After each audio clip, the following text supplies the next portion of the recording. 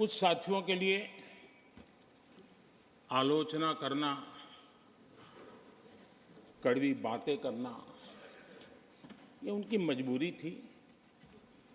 उनके प्रति भी मैं संवेदनाएं प्रकट करता हूं।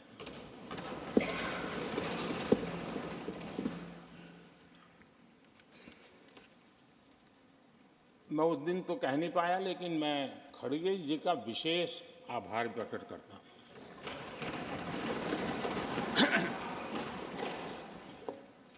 बहुत ध्यान से सुन रहा था खड़गे जी उस दिन में, और ऐसा आनंद आया, ऐसा बहुत कम मिलता है। लोकसभा में तो कभी कभी मिल जाता है, लेकिन आजकल वो दूसरी ड्यूटी पर है, तो मनोरंजन कम मिलता है। लेकिन लोकसभा में मनोरंजन जो कमी हमें खल रही है, उस दिन आपने पूरी कर दी।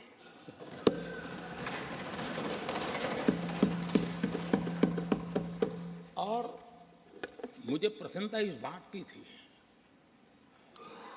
कि माननीय खड़गे जी काफी लंबा और बड़ी इम्तिहान वजह से शांति से बोल रहे थे।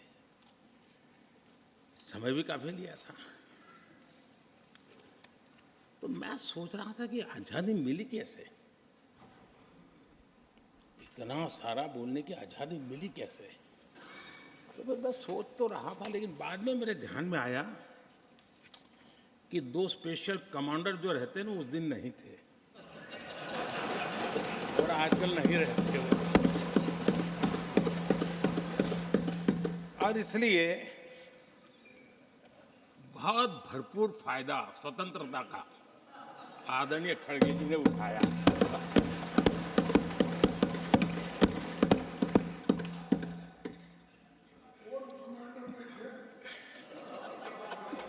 और मुझे लगता है कि उस दिन खड़गे जी ने सिनेमा का एक गाना सुना होगा, ऐसा मौका फिर कहाँ मिलेगा।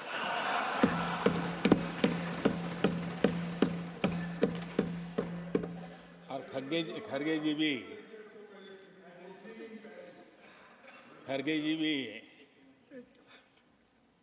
एम्पायर नहीं है, कमांडोज नहीं है, तो चौके छक्के मारने में मजा आ रहा था उनको। लेकिन एक बात खुशी की रही, उन्होंने जो 400 सीट एनडीए के लिए आशीर्वाद दिया था,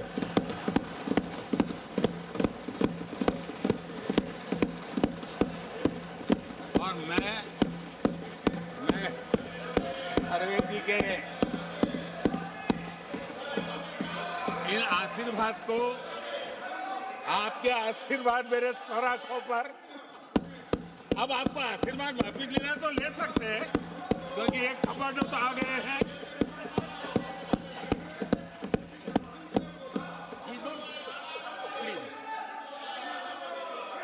आदरणीय सभापति जी,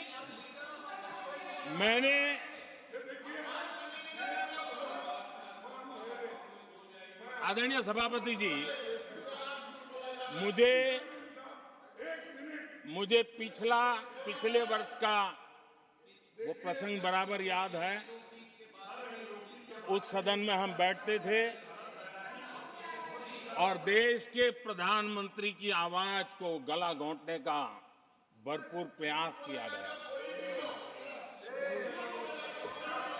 हम बड़े धैर्य के साथ, बड़ी नम्रता के साथ आपके एक एक शब्द को सुनते रहे, और आज भी आप न सुनने की तैयारी के साथ आए हैं। आप न सुनने की तैयारी के साथ आए हैं, लेकिन मेरी आवाज को आप दबा नहीं सकते हैं।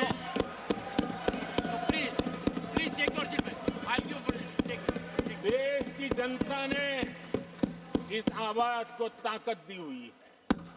देश की जनता के आशीर्वाद से आवाज निकल रही है, और इसलिए आपने पिछली बार, मैं भी इस बार पूरी तैयारी के साथ आया हूं।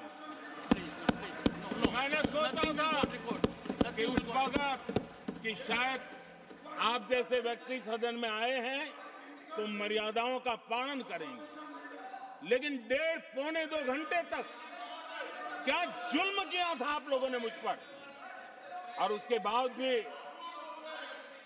मैंने एक भी शब्दों की मर्यादाएं तोड़ी नहीं थी। आदरणीय सभापति जी, मैंने भी एक प्रार्थना की है, और प्रार्थना तो कर सकते हैं और मैं तो करता रहता हूं। पश्चिम बंगाल से आपको जो चैलेंज आई है,